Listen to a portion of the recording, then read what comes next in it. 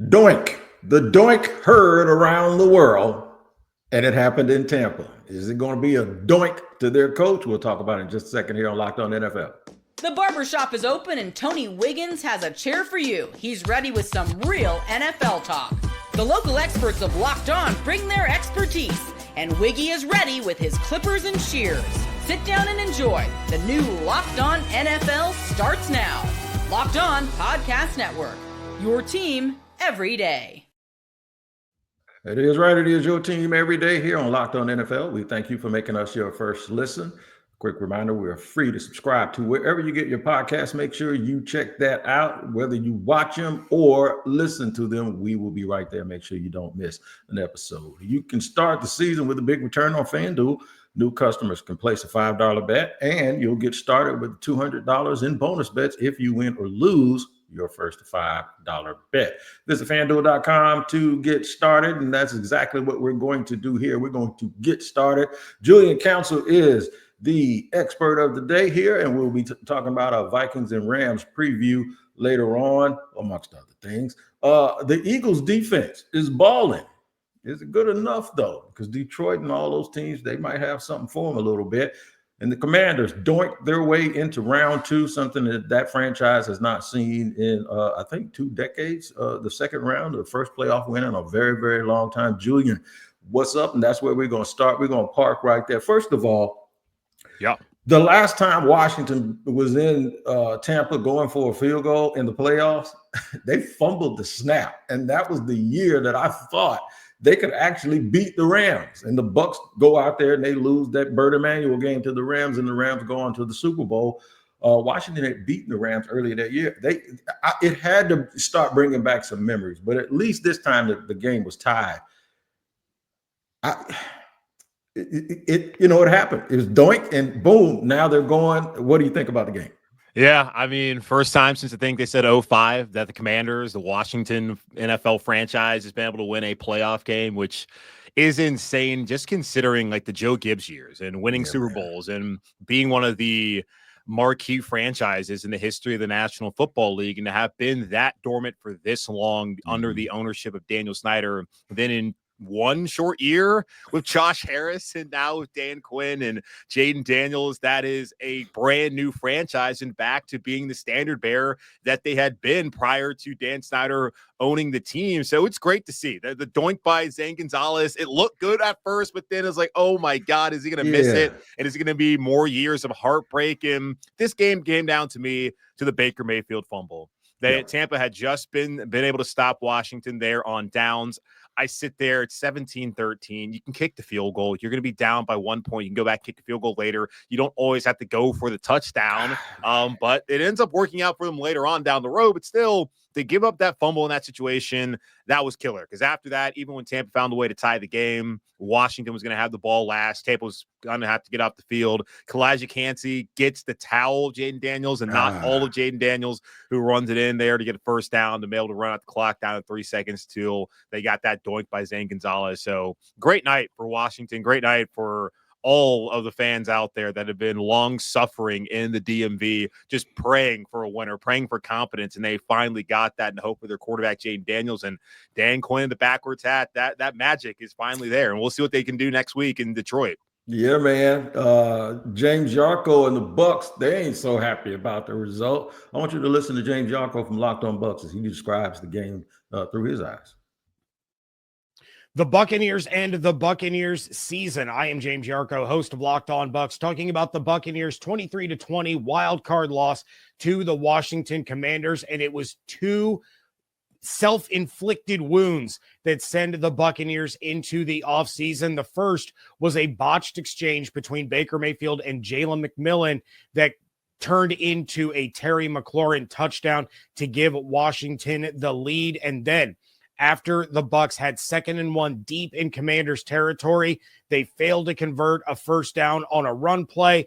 Then rookie center Graham Barton makes an uncharacteristic rookie mistake by snapping the ball early, forcing the Bucs to settle for a game-tying field goal with just under 5 minutes left, and they never saw the ball again. Jaden Daniels works his magic, gets the Commanders down the field, and they are able to kick a field goal as time expired.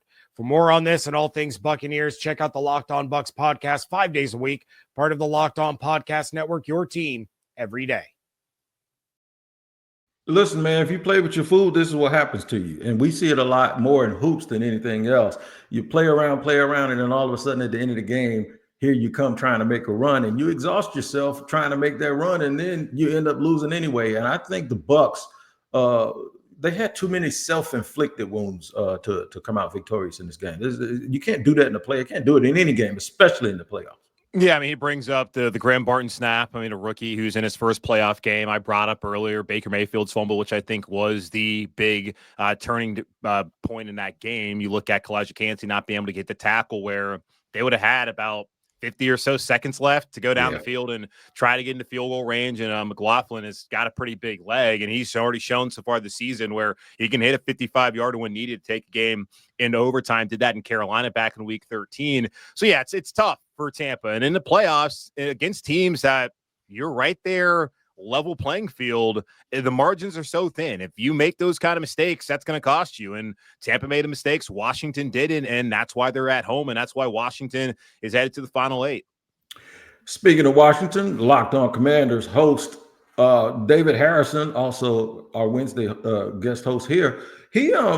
He was down in Tampa, man, and it sounds like he's not only happy about this game, he's happy about what the outlook is for the Washington Commanders, and we'll discuss that in just a second. The main takeaway from this game, other than the fact that we've got another week of football to prepare for, and we're going to the divisional round playoffs in Detroit to watch the Washington Commanders take on the Detroit Lions, what it really means to me is that the potential of this team, while we're all incredibly excited about the potential of this team, while we're all incredibly hyped up about the potential of this team, I don't know if even we fully grasp what the full potential of this team is. And of course, nobody is guaranteeing or going to go out on a limb and guarantee a Super Bowl championship this year. But I think as you watch this team continue to overcome odds, and it's not like people expected the Buccaneers to come in here and just wipe the floor with the Commanders and whoop their butts and all that stuff. The Washington Commanders were very much respected, I think, in most of the conversations I heard leading into the competition. So it's not like people took them for granted.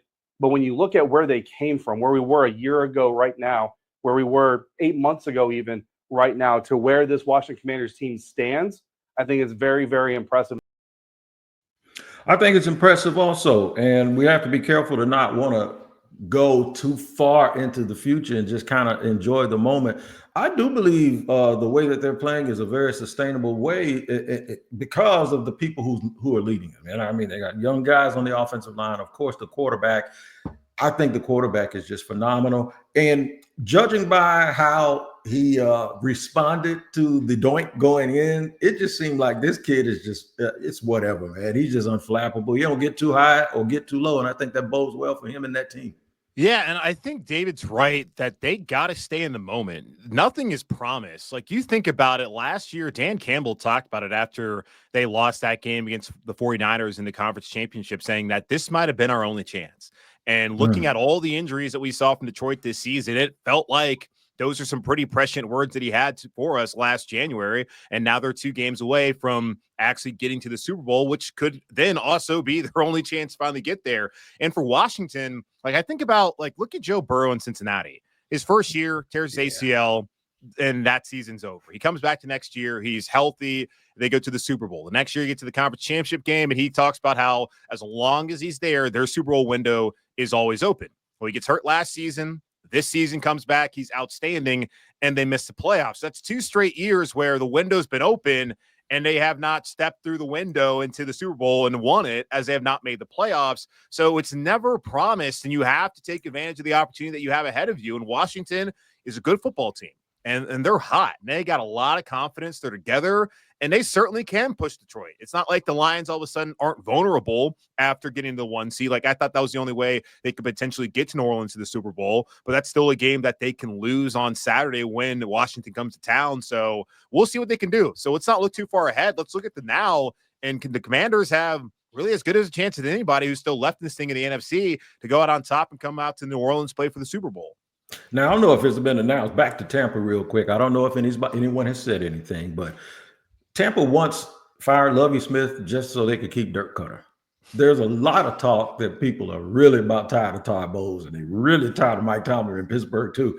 My thing is will Tampa do that again? Do you think Tampa's thinking about keeping Liam Cohen and just go ahead and say, all right, Todd, man, go ahead? Well, how did that work out the last time? Exactly. Because they did that because Jameis Winston was a young quarterback and they wanted to keep the play caller. I recall that Cleveland did the same thing with Freddie Kitchens to be their head coach, and that lasted a single season. Anytime these teams, these organizations decide that, no, let's get rid of this guy and then let's bring in the other guy just because he has a good relationship with the quarterback, that typically has not worked out in the past. And the only team right now that's even wanting to interview Liam Cohen are the Jacksonville Jaguars. So he's not getting a ton of people banging on his door. Todd Bowles has only gone out there and won a division all 3 years. He's been the head coach since Bruce Arians retired. One of those years was Tom Brady. The last 2 years have been Baker, and they've been a much better team. Now, 9-8, 10-7, certainly that does not jump off the page, but they're a lot better than they were in that final year of Brady and the first year of Todd Bowles. I think it would be asinine to get rid of this guy who, anytime he's had a quarterback, much like Herm Edwards back in the day, he's had a playoff team. Didn't have a quarterback really in New York. Fitzpatrick looked like he was going to be that guy until he crapped himself in week 18 or 17 on the road in Buffalo, and Baker's done a pretty good job. I don't think it makes any sense to get rid of him. People better, not y'all, but folks need to be careful with what they ask for, especially when you talk about people that like Mike Tomlin that doesn't have a losing season. Be careful what you ask for when you're going to keep wishing for something and you're going to get it. You mess around and end up with a bad coaching situation instead of just trying to move some of the resources around in the way you do things, and maybe those guys would be a little bit more successful. All right, we'll discuss more about the National Football League. We're going to Philly where those dudes, those Georgia Bulldogs up there playing some really, really good defense, man. We'll talk about the Eagles and what their outlook is and some coaching news. We'll get to all of that in just a second here on Locked On NFL.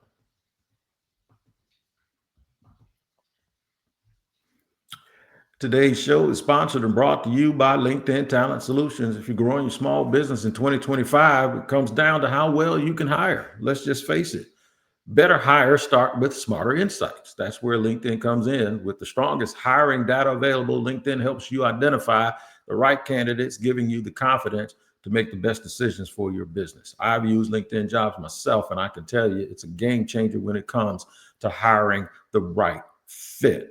I know from experience how important it is to make those right hiring decisions. Having access to insights like what skills candidates have, how they're connected to your network, that helps you feel confident when you pull the trigger. Hire smarter this year and find your next great hire on LinkedIn. Post your jobs for free at linkedin.com/lockedonnfl. That's linkedin.com/lockedonnfl to post your job for free. Terms and conditions apply. Today's show is sponsored and brought to you in part by our friends over at Prize Picks. It's playoff time, and if you're like me, you want to make the most of these final weeks of football action. That's where Prize Picks comes in. If you love football and want a chance to win real money while watching the games, Prize Picks is the place for you. It's the best way to turn your sports opinions into cash with daily fantasy player projections. With Prize Picks, you simply say one or two things. You say either more or less on player stats like passing yards and rushing and all of that stuff. Saquon got on some people's nerves last night by not going and getting that touchdown. I know, man, but most of the time he is money. You just got to know when he's going to do stuff like that.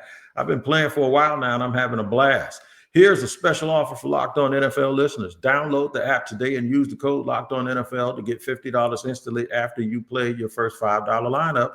That's Prize Picks. Run your game.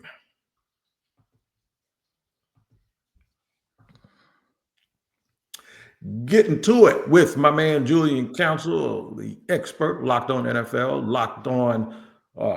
Locked On Carolina Panthers. I tell you what, the Panthers and the Jaguars, they need to get rolling so we can be talking about our own teams next year instead of talking about everybody else's. Like we're talking about Louis' Philadelphia Eagles, man. The Eagles, I thought they were going to win that game yesterday. The Packers just look like they're just a mess right now with what they have going on. But very, very conservative type game plan. And It's not much they can do with the Eagles, though, because the Eagles' defensive line, they came to play, and they actually made this a game defensively that they were able to win with their defense. I'm going to let Louis talk, and then we'll come back and digest or dissect everything about this game. It wasn't always pretty, and the Philadelphia Eagles needed their defense to bail them out, but I actually think this is a great lesson in their first playoff win over the Green Bay Packers. 22-10 the final score. I'm Louis DiBiase, host of the Locked On Eagles podcast. Obviously, it goes without saying, Jalen Hurts, the passing game, Kellen Moore's play calling, they have to be better if this team wants to at least make it to an NFC championship, let alone a Super Bowl. But I like that they had to win a physical, close game. Reminded me a lot of that 2017 playoff matchup against the Atlanta Falcons, where the defense has to save you. I think they set the tempo from the start. 3 turnovers on defense, a 4th turnover as well in special teams. The 2 MVPs, to me, Jalen Carter and Nolan Smith. A 3rd and 3 stop by Jalen forces a turnover eventually on 4th down in a 9-point game. Still a lot of time left. Nolan Smith, 2 sacks today, a pick from Quinyon Mitchell. The curse is broken. Slay gets a pick. Bond gets a pick. This defense, they won you that game. I think Philly, I had been saying that Philly was really, really hot and they were a scary, scary team. But then they come into the game and their offense really doesn't. There's something about Jalen Hurts, man, that just doesn't sit right with me sometimes. But with this defense, with the way that they played and with the injuries in Detroit, I think Philly might be the team, man, that might represent the NFC in the Super Bowl. Yeah, we'll see. I mean, Hurts obviously looked like a guy who was rusty after missing the last couple of weeks, and I think still was in a concussion protocol early last week heading into that game. And to get that fumble on the opening kickoff and be able to go up 7-0 to start really helped out the Philadelphia Eagles. And I do think, too, the Green Bay, the injuries, they were just decimated offensively. I don't even know how much you can say it was about the Eagles' defense when they lose Elgton Jenkins, their best offensive lineman, on the first drive Green Bay does. Later on, they lose Josh Myers, their center. He gets carted off. And those are, at least one of those injuries could be one that impacts him heading into next season.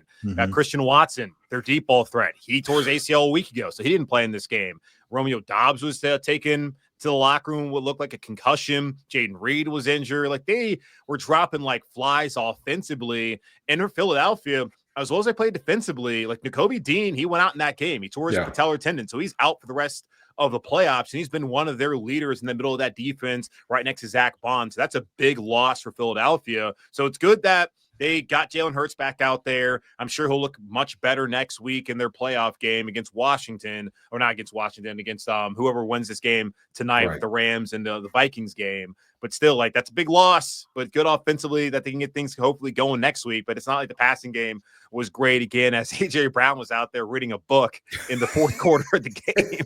I mean, it was over. So I guess, why not go ahead and better yourself, go get some of that knowledge. But still, it's like, interesting. Is this one of those situations like a couple of weeks ago after that Panthers game where he was not very happy about not getting very many targets? First of all, who brings a book to the sideline? That's what I want to know. Not like, where did you get the book from? I mean, I could see dude. I saw a dude eat a hot dog before, but he turned around and went and grabbed it, and it was impromptu. For him to bring the book, it's just like, really, dude?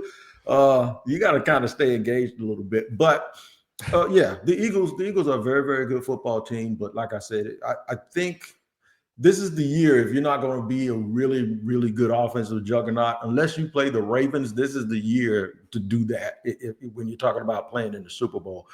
Because Baltimore, I cannot tell you that they are not a juggernaut on offense, man, because they absolutely took Pittsburgh behind the woodshed the other day and beat them silly. That game was over really before it really even got going.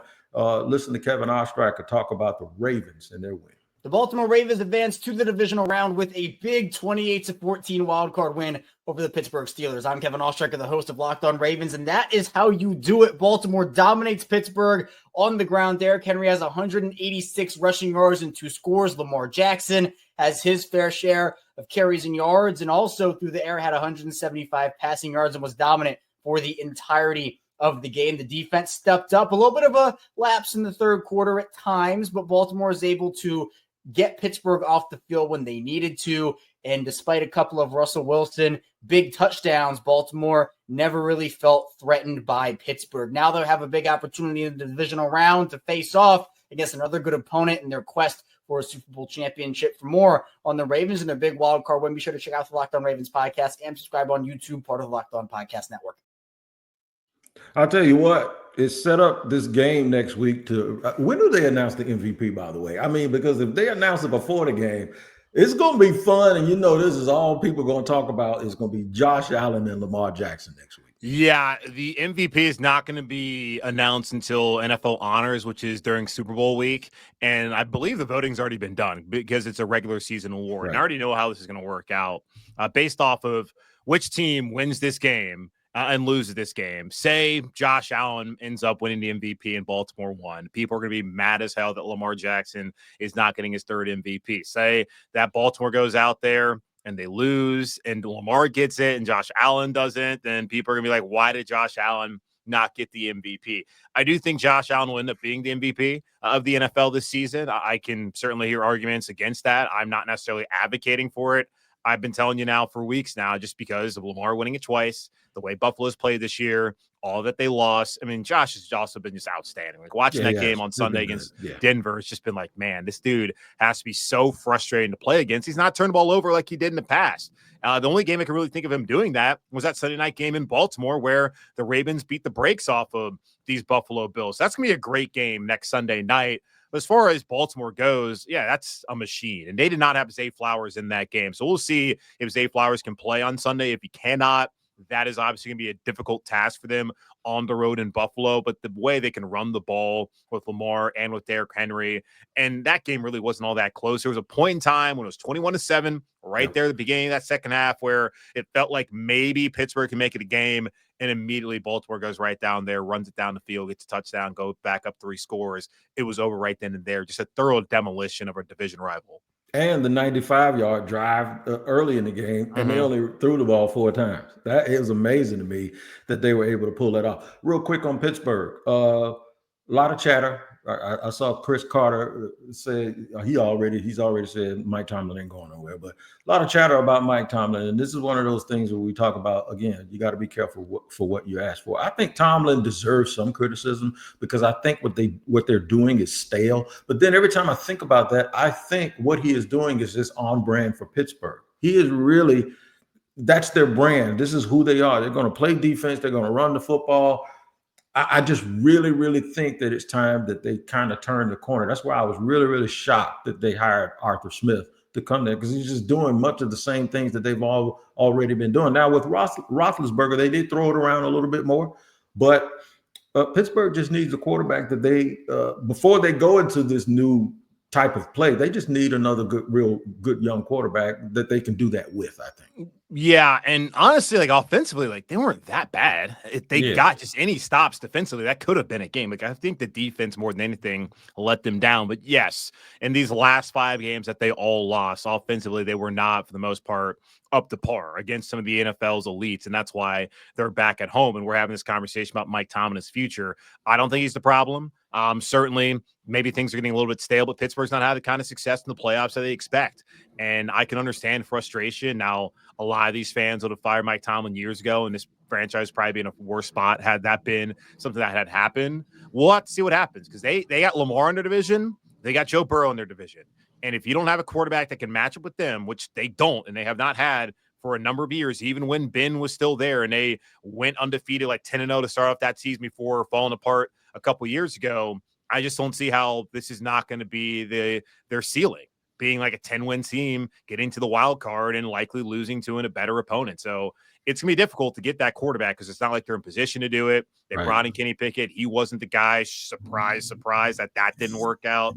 We'll see what they do moving forward, but I can't blame Tomlin. And they got to hope maybe Russ is better. Maybe Justin Fields can finally be that dude. I just don't look at this quarterback market and see that special somebody who's going to turn things around for them next season. Yep, I feel the exact same way. Speaking of coaches, New England made the hire that everyone already knew was going to happen. We'll discuss that here in the third and final segment, along with previewing the Monday night game that will be played in Glendale, Arizona. We'll do that in just a second here on Locked On NFL.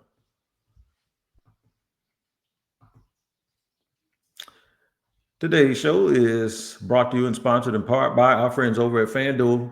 From big upsets to game-winning drives to doinks at the last second, the NFL playoffs are better with FanDuel because right now new customers can bet $5 and get $200 in bonus bets. guaranteed. That's $200 in bonus bets, win or lose.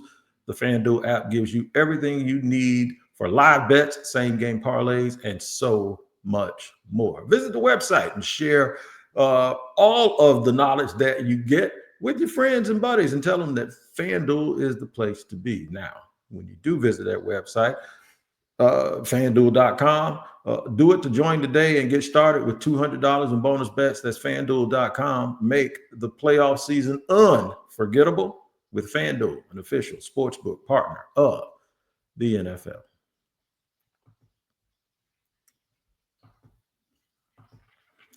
Got my man Julian Council here from Locked On Panthers talking about coaches. One thing that Julian and I both know about are coaching changes, right? They happen a little too often for our liking. The Jaguars are involved with that right now. One of the things that I broached earlier was that, Liam Cohen, the quote unquote hot guy that everybody around here, at least in Jacksonville, was talking about. There was a poll, and I think he finished first. That's the guy that the Jaguars want because they're just sitting there thinking about quarterbacks. Well, New England hired their coach. New England hired Mike Vrabel, a very familiar name with New England. He played at New England. He's one of Belichick's, I guess you can call him a Belichick-type disciple. These teams kind of get stuck, in my opinion, hiring one of their own. They got to know somebody that knows the way. Sometimes you need to just hire somebody who's the best person for the job. Maybe Mike Vrabel was in this situation. I'll let Mike tell you all about it from Locked On Patriots. The New England Patriots are hiring Mike Vrabel as their 16th head coach in franchise history for one main reason. They prioritized experience over potential. I'm Mike DeBate, host of Locked On Patriots, and Patriots Nation will forever have an affinity for Mike Vrabel. Well, now he's going to get that chance to guide that franchise back to respectability. Not an easy task, but Vrabel does have the experience for it. In 2018, he was named the head coach of the Tennessee Titans, led the Titans to 2 AFC South titles and 3 playoff berths. Some of you out there right now are wondering whether or not a younger, more innovative play caller on offense, like Detroit Lions offensive coordinator Ben Johnson, might have been a better fit for the Patriots long term. But for right now, for a team that is currently in desperate need of direction when it comes to building a program, when it comes to correcting countless mistakes on football fundamentals, Mike Vrabel may prove to be the safer and more prudent choice at this time. Worst kept secret of the offseason that he's going to go coach New England.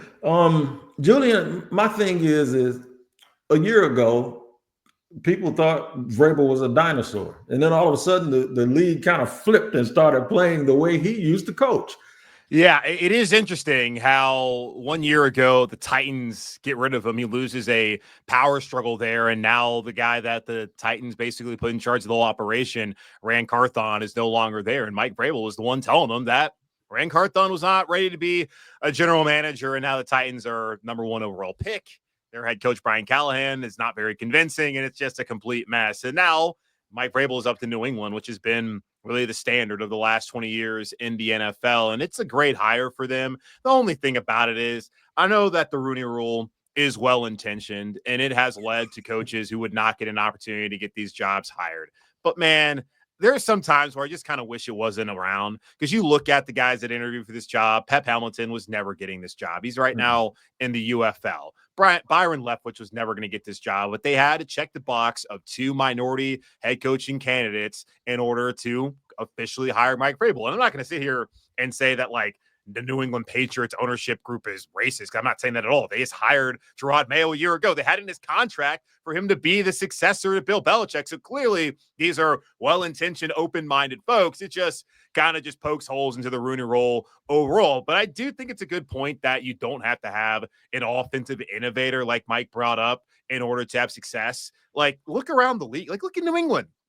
Was Bill Belichick an offensive innovator back when they had Tom Brady for all those years? No. Is Sean McDermott up in Buffalo? No. They've gotten things figured out with Josh Allen. Was Cam Newton, when he was here in Carolina, where I sit with Ron Rivera? No. Like, you don't have to have that combination to have success. Look at Lamar in Baltimore. John Harbaugh is a special teams guy. It's just the laziest thing in the world from these ownership groups and even the group thing from the fan bases to think that the only way to success is by having some young hotshot OC, which, yeah, it's worked out in Green Bay so far. It's worked in LA. It's working in San Francisco. It's working in Minnesota. But those are the cream of the crop. Most of these dudes are Jags, just a guy. And you've seen as they continuously get fired year in and year after because they don't actually know how to lead a locker room. They're actually not that good of a play caller. Find a right leader and you'll find success. And that's what the Patriots did here. Mike Vrabel's a proven coach, and I'm sure that Drake May will have the right staff around him, and he'll continue to develop, and New England will be right there battling Buffalo for the next 10 years as the top teams in the AFC East. And guess what? A guy like we mentioned earlier, Todd Bowles. Todd Bowles lost Dave Canales after one season. And he went and got Liam Cohen. And if he loses Liam Cohen, he's going to go get somebody else. I mean, it ain't that hard. As long as that Baker Mayfield, it's not going to matter who the coordinator is. See, of course, it's going to matter a little bit, but if you don't have the talent, it doesn't matter at all. Yeah. Tonight's game that determines who goes to play the Philadelphia Eagles between the Minnesota Vikings and the Los Angeles Rams. Of course, we know it was moved to Glendale, Arizona, because of those forest fires out in Los Angeles. And we continue to wish all of those folks the best out of a bad situation. Who you got in this game tonight, man? Well, I'm never going to bet on Sam Darnold to win in any big spot. So, I mean, I'm not trying to be a hater. Sam's had a great season. Absolutely. We'll see what Minnesota decides to do. This is why I said to you a couple weeks ago, like, they got to let it play out. Like, obviously, before the game against Detroit, it felt like it would make a lot of sense to bring back Sam, but then they lose that game. He looks terrible. Like, you need to let the situation play out, need to evaluate what all the options are. And of course, JJ McCarthy, where's he at in his knee rehab process? Where's he at as far as just understanding the offense? So we'll see what decision they make. But if Sam Darnold goes out there, plays the way he played last week, then yeah, it's going to be pretty simple for Minnesota to probably move on. But I'm going to go with the Rams. Like, this is a team that has plenty of experience of going to the playoffs and winning, especially offensively. Since they've gotten healthy, that's been a solid offense. I'm going to take Stafford in this spot, even if they lose the home field advantage by having to go down to Arizona, than taking Minnesota, who I think is a good team. Certainly, they have been outstanding this year. Great defense. I trust Sean McVay and Matt Stafford more than I trust Kevin O'Connell, McVay's, appointee, basically, and Sam Darnold in this spot. And if you think the nerves were bad in Detroit, wait till you see what the nerves look like of a quarterback when it's lose and go home. The playoffs is a whole nother animal, and we're going to be witness to that tonight. We'll be back here tomorrow. Of course, you get a double dose of Locked On NFL early in the morning with Tyler Rowland. He will hit you upside your head like a double shot of espresso, and then I'll come slide you through the barbershop in the middle of the day. Julian Council, enjoy the rest of your day. We will see you in a week, sir. All right. Sounds good. All right. For Tony Wiggins, Julian Council, take care. Thank you for watching Locked On NFL. We'll see you next time.